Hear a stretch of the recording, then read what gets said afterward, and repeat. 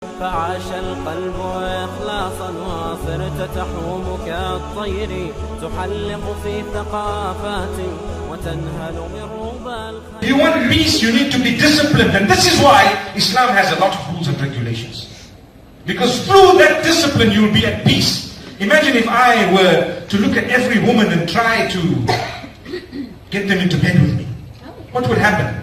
I would live a life full of ripping apart myself, being very unsatisfied, dissatisfied, and everyone would be upset with me, and so many people would want to actually kill me because they know the type of person that this is. But if I am respectful, I lower my gaze, I appreciate what Allah has blessed me with, I'm really thankful to Allah. If I want to do things, I do them the halal way, and I make sure that I've disciplined myself. When I don't need to engage in immorality to enjoy my life, because everyone who's engaged in immorality has actually removed the peace from their life. That's a guarantee. I need to protect myself. We spoke about pornography yesterday in Kuala Lumpur, subhanAllah. And one of the big points was that those who actually watch this thinking that it's delightful end up depressed. They end up disrespecting the opposite sex and their own spouses. They become so satisfied with haram, with that which is prohibited, that they have no time for halal. This is why we say, cut it out, it can never come about with goodness. So Islam has a lot of rules and regulations, we admit hands down. Yes, it does. But every rule and regulation Islam has is there in order to bring about your inner and outer peace. You know, with all due respect to people who dress however they want to dress, if you see someone who's dressed in a way that they're revealing every important organ of their body, look at the way they walk, and then you see someone who's draping with a gold dress with, mashallah, beautiful elegance, and they're covered in a beautiful way, you can see the peace and you can see the lack of peace. You can see it. Brothers, I'm not encouraging you to go and look. But what I mean is, it's clear.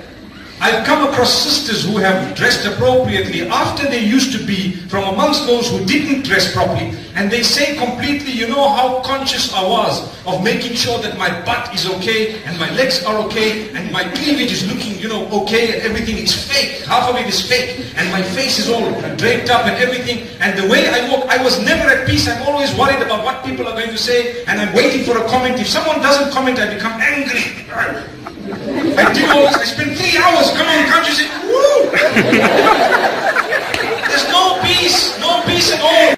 Beautiful clothes, alhamdulillah, and be an upright person, walk with respect, dignity. You don't need the whole world running behind you, because in that case, you won't be leading your life, you will be leading a life that is actually enslaved by them.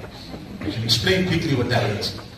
When you dress for yourself, you're actually dressing for yourself. You're not bothered about people's comments and what people are saying and whether they say it or don't. So I can easily walk out of my house, I can easily go to the mall store, someone knocks on my door, I can easily open it because I know I'm myself. But if you're living for everyone else and their comments and their looks and everyone to say wow and to put their likes on Facebook and so on, so when you put your leg this way, you take a picture and put it on Facebook and you want people to say, wow, you're beautiful, you're beautiful. Wallahi, my sisters, you are beautiful without their comments, because a lot of them are just liars. I promise you. They want you to feel good.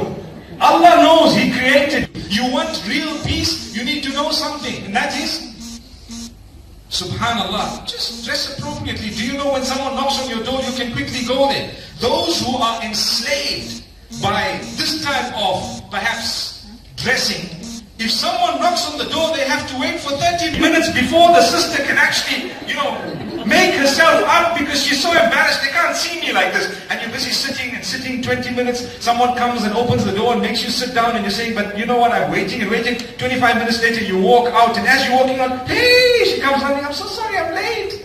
You're like, you need to go and tart yourself up. May Allah subhanahu wa ta'ala forgive us. May Allah subhanahu wa ta'ala make us from amongst those who are proud of what He's given us, who are happy with what He's given us. A man has a face. Be happy with that face. A female has a face. Be happy with what Allah has granted you, where your nose is, your eyes and so on. If you are not happy with what Allah has given you,